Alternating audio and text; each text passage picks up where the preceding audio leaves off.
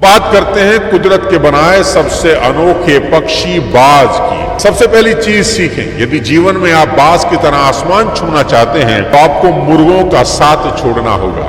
एक शानदार कहानी से समझते हैं। मुर्गी पालने वाले को एक रोज बाज का एक अंडा मिला और उसने इसे मुर्गियों के दड़बे में रख दिया। समय बीतने पर बाज का बच्चा भी मुर्गी के बच्चों के साथ पलने लगा और खुद को इन्हीं की तरह मुर्गा समझने लगा। मुर्गे केवल कुछ ही दूर तक उड़ पाते हैं, इसलिए उस बाज ने भी कुछ ही दूर तक उड़ना सीख लिया।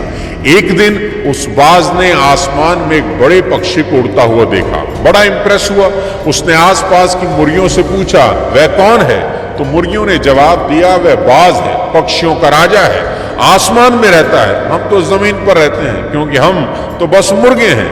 उनकी बात सुनकर वह बाज पूरी जिंदगी मुर्गे की तरह जिया और मुर्गे की तरह ही मर गया, क्योंकि जीवन भर वह खुद को मुर्गा ही समझता रहा। साथियों, ये कहानी बहुत ऑर्डिनरी है, लेकिन इसमें गहरी सीख है।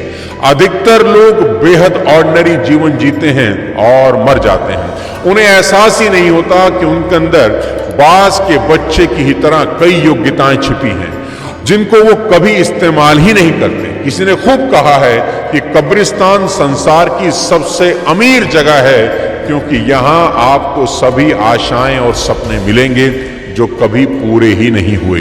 वो पुस्तकें मिलेंगी जो कभी लिखी ही नहीं गई। वो गीत मिलेंगे जो कभी गुनगुनाए ही नहीं गए। वो एक्सपेरिमेंट जो कभी किए ही नहीं गए। और ये सब इसलिए हुआ क्योंकि वो शख्स पहला कदम उठाने से पहले ही डर गया। दोस्तों, जब हम बाज की तरह आसमान छू सकते हैं तो मुर्गे की तरह क्यों उड़ें? बाज हमें सिखाता है कि हमेशा विजेताओं के साथ रहें। 10,000 फीट की ऊंचाई पर आपको कोई दूसरा पक्षी कभी नहीं मिलेगा। अगर कोई दूसरा पक्षी होगा तो वो बाज ही होगा। बाज कबूतरों से दोस्ती कभी नहीं करते।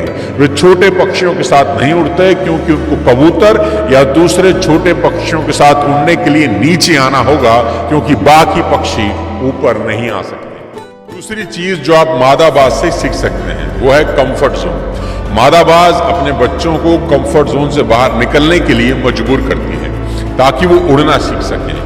जब बाज के बच्चों का उड़ना सीखने का वक्त आता है तो वो माँ घोंसलों से पंखों और नरम घास की आरामदेह परतें हटा देती है ताकि कांटों और नुकीली टहनियों की चुभन से चूजे डिस्कम्फर्ट में आ जाएं और घोंसला छोड़कर उड़ने की कोशिश करें।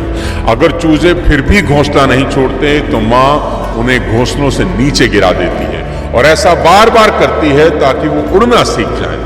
हर बार गिरने पर चूजे कूदकर घोंसले में लौट आते हैं, लेकिन कांटों और टहनियों से लहूलुहान हो जाते हैं।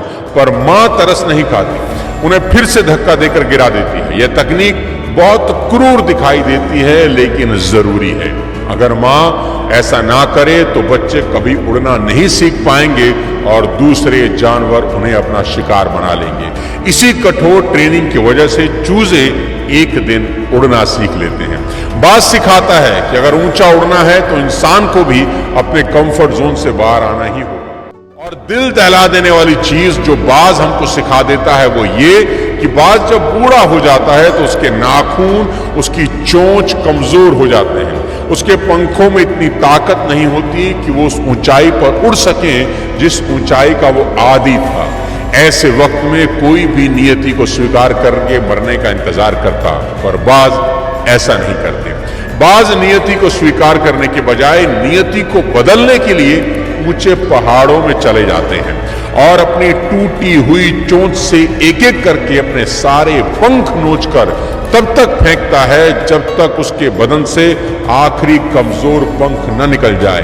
फिर वो अपने नाखून और चोंच को पत्थर से मार मार कर तोड़ देता है। बूढ़ा बाज अब बिना पंख के, बिना चोंच और नाखून के लहूलुहान और कमजोर हालत में पहाड़ के किसी कोने में छिप जाता है और वक्त गुजरने का इंतजार करता है। धीरे धीरे बाज के बदन पर नए पंख आते हैं। उसकी चोंच और नाखून पहले से ज्यादा नुकीले और पैने होकर दोबारा उठते हैं और फिर बाज वापस उसी ऊंचाई पर उड़ता है जिससे नीचे उड़ना उसे कभी गवारा नहीं। जिंदगी में ऊंचा उड़ने की ख्वाहिश रखने वाले भी अक्सर सोचते हैं कि हम कमजोर हैं, हमारे पास ताकत कम है, हमें लगता है सब खत्म हो चुका है। पर यही वक्त होता है जब हम अपनी आदतें, अपनी कमजोरियां नोच कर फेंक दें, अपने नाखून और अपनी चोंच यानी कि हुनर और ज्ञान को पैना करें और खुद को एक तकलीफ दे प्रोसेस से गुजार कर एक नया मजबूत इंसान बना।